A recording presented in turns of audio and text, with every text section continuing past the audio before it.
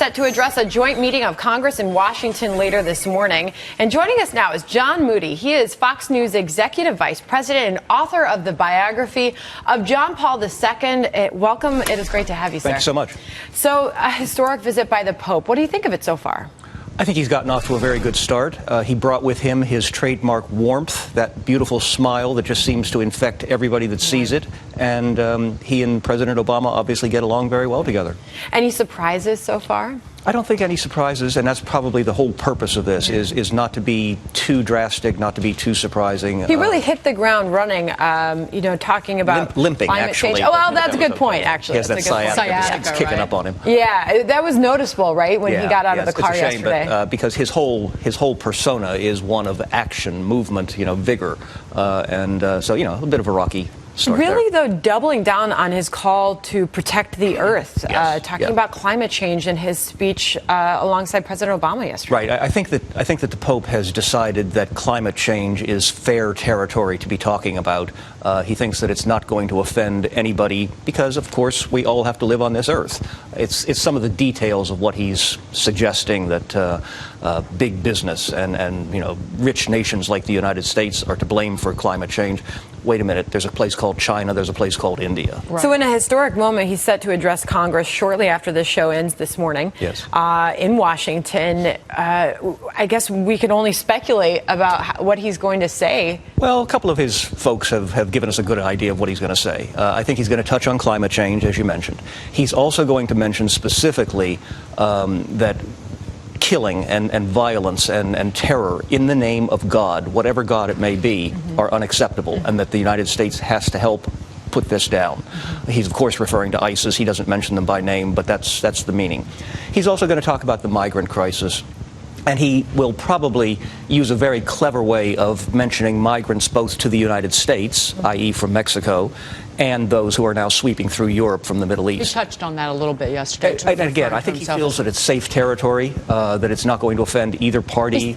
You've covered previous popes. Right, that's what I was going to ask him. And this is a pope who's really an outsider, isn't he? I mean, he's coming into the establishment, and he's walking into a political moment in the United States where there are outsiders that are rising in the political sort of firmament here. What do you make of this pope, and what are the consequences of some of that outsiderism? Yeah, he doesn't play by the rules, and we found that out the day that he was elected. I mean, from the very beginning, he did the humble thing, he did the smile, he did the let's help the poor.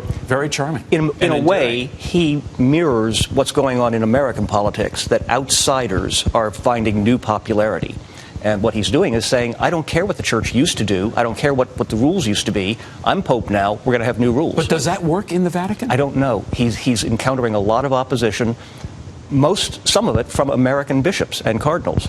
And when he spoke to them yesterday, he was very conciliatory. He said, I'm not here to judge you. I'm not here to tell you what to do. Well, of course you are. Yeah. That's why you're the Pope. Is this really, looking back at the history of popes, is he really any different in terms of being vocal or being an outsider? He's almost a throwback to 19th and 18th century popes. I wanted to get into that. He is certainly a political being, and he knows what he's talking about.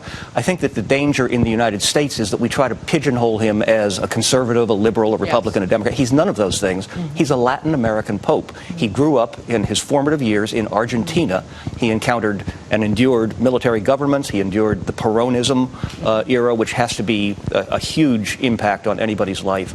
That's who he's talking about when he talks about the inequities of government. These were terrible times in Argentina that you absolutely described. And was criticized both by their conservatives and their more progressive movements. So what about his ability to inspire individual Catholics in this country and actually kind of boost the church and the membership of the church? Whatever he does with the rest of his papacy, and he's already given indications that he might not want to be Pope until the end of his life, whatever else he does, he has given a human face to the Vatican, and he has inspired millions and millions of people, whether you agree with his politics or not.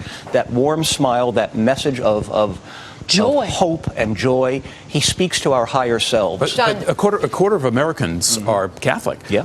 Does this type of Pope appeal to that type of Catholic, the American Catholic? I guess we've just had a new poll out that suggests that about 2 out of 3 American Catholics are very supportive of this Pope. That third that is not supportive needs to be listened to, and he needs to come to terms with that. He is going to craft a message with Congress, and I think later on with the United Nations, that tries to thread the needle and make people understand I'm not against anyone. I'm here to help the poor.